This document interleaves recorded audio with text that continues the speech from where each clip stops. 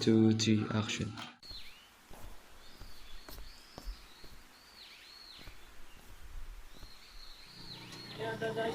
Opo.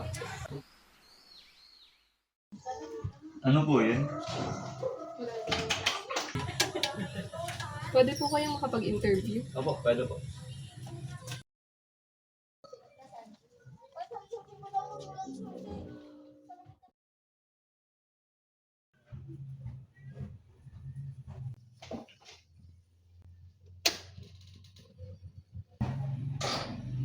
So, magandang araw po. Mag-i-interview po ako sa inyo. Magbibigay po ako ng mga katanungan tungkol sa inyong relasyon na bibigyan niyo naman po ng kasagutan.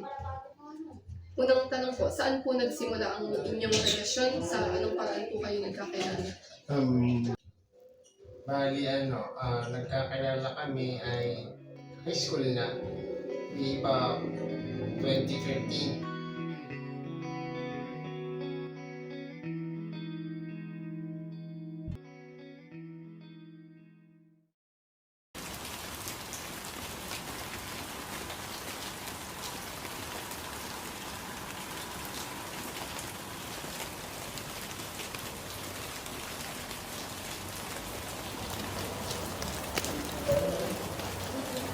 Siyempre, masyado kong ano.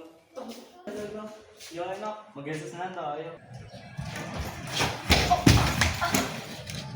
Mag-exercise.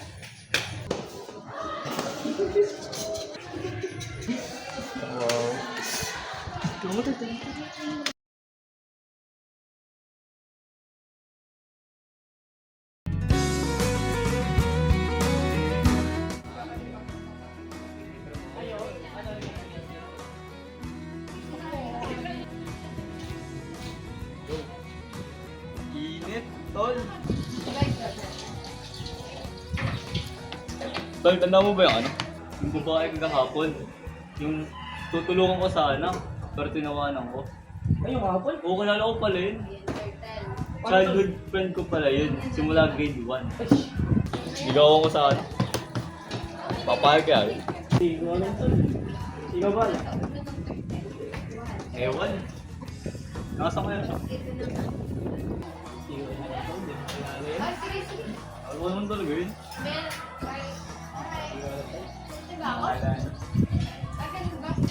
Ang ganda niya ngayon ah. Bakit?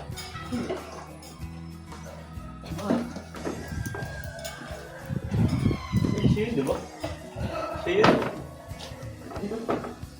Nakita ko kayo? Ang gagawin ko? Tol, napitan mo na tol. Sitik mo ako, tol. Baka na nakitan. Tol, tara na. Ang taong ka. Oo, tol. Tol, wag. Niyak ako. Ano naman? Ang likot na sa mga tayo. Eh, sorry naman. Sorry lang sa ano. Sorry, tinawanan mo ako nung ako'y nadapa. Tinulungan naman kita. Nalilip mo nga lang. Nung ko sa'yo. Sorry, boy. Bakit? Ikaw ba'y nagbago? Hindi ako nagbago. Nga pala. Kung nagugustuhan ka daw. Okay mo. Uy, aray. Kakatanong lang. I was on third year high school. Bali nagkagusto ko sa kanya kasi syempre yun yung days nun maganda syempre kung talaga. Tapos nanligaw ako noon. Hindi ko alam na meron pala siyang nagugustuhan ng iba. So, pinasted ako noon.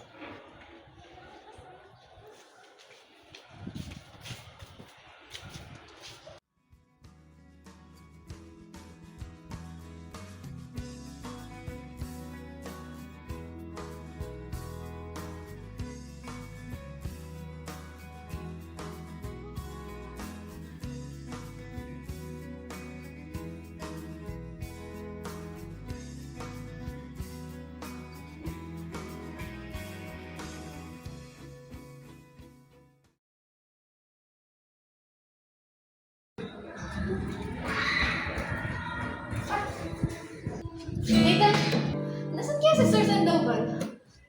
Si Sir ba? Andun nata sa ano? Third floor? Third, Hmm. kanina ko pa nahanap eh. Sige, thank you. Galing mo parang gitara, Nathan. After a year noon, fourth year na kami, magkabilang section pa rin eh. Siya naman yung nagkagusto sa akin. Ako naman, syempre, bata. Bata pa ako nun. Pinahal ko. Binasted ko din. So, galtihan lang. After 2 years, second year college, umuwi. Nag-aral ako sa Manila nun eh. Then, umuwi ako sa Polillo sa amin. Umuwi rin siya. Nakita ko siya. Glow up, magandang babae na hindi katulad natin. Try ko ulit manligaw. So, ayun. That time, single siya nun eh. And dito ako, almost 4 months siguro. Then, ayun, naging kami. Third year, fourth year, hanggang ngayon siguro ay sumahin kami ay 7 years na kami. Nagkaanak kami ay year 2018. Ano naman po ang isang pangyayari na maaari niyong ibahagi sa amin na hindi niyo malilimutan sa inyong relasyon? Siguro yung pagkakaroon namin ng anak. Ano po yung mga suliranin na kinakaharap niyo sa inyong relasyon? Tapos paano niyo po yung kinakaharap at sinusolusyon? Bali sa buhay mag-asawa naman kasi madaming problema eh. Tuwing yung lagi nagtatalunan. Since kami paras bunso ako sa side ko, bunso siya sa side niya. Yung bang pataasan ng ego. Halimbawa, di ako papatalo dyan kasi alam ko yan eh. Siya alam niya. Maglalaban niya kasi alam niya rin. Kumbaga magkaiba kami ng perspective na tama eh. And then, pag naman halimbawa, ayun, magkaaway nga kami.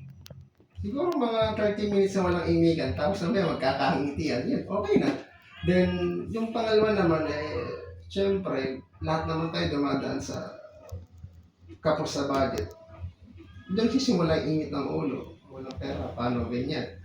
Hindi ako naman, gagawin ko, since madiskarte naman, benta ng motor kasi ako naman buy and sell ang gawa ko eh. Once nabibigyan ko ng pera, ayun, nasusunod ko lahat ng pangangailangan nila sa kanilang pang-araw-araw.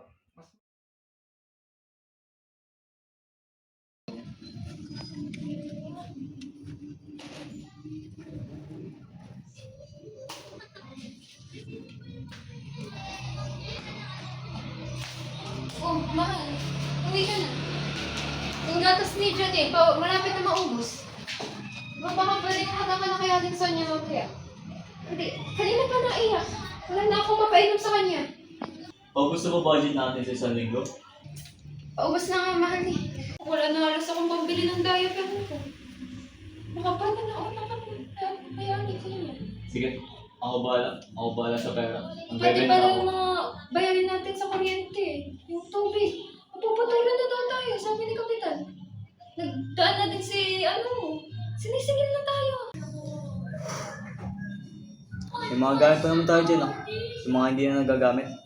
Baka yun, pwede pa natin nabenta. Pantulong na lang din sa atin. Paano yung mga kuryente natin? Baka hindi sapat yan. Gagawa ko ng paraan. Ako na bahala. Ay, sige. Siguraduhin mo matutustusan ang pangangailangan ni baby. Bahala.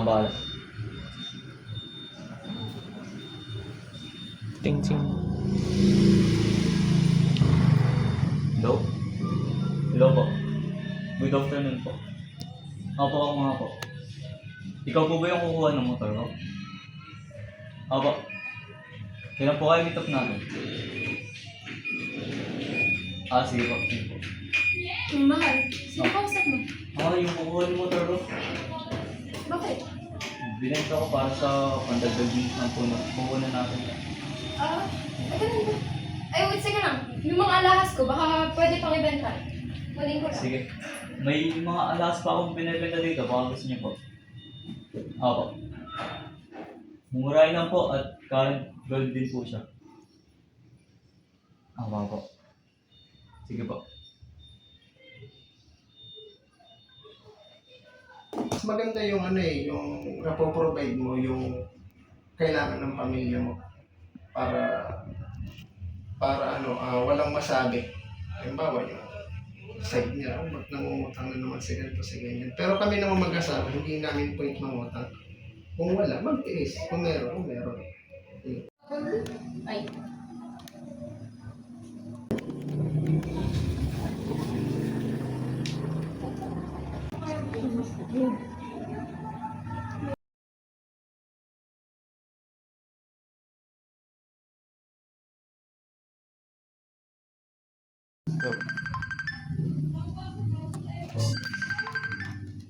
Oh.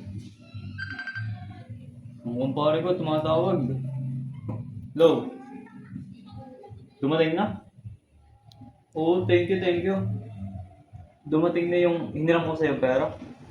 Sige, babayaran ko na ito sa katapusan. Oo, thank you, thank you. Dumating na. May pera na tayo. Pera? Galing saan? Kay Jmar, sa kumpare ko. Nanghiram ka? Oo, buti na dumating na eh. Ay, ayos yun. May pangtusis na tayo sa pagkain natin. Ayos yun, may pantustos na rin tayo sa mga diaper ni baby.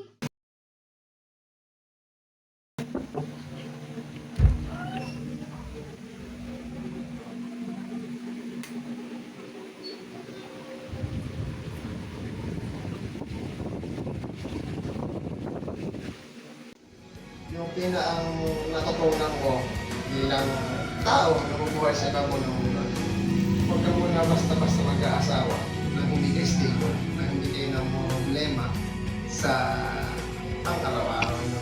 Then, tapos malalaman mo yung sinabi sa'yo ng magulang mo na kung anong gagawin sa'yo ng kung anong ginawa mo sa anak mo, yun din ang gagawin ng anak mo sa'yo.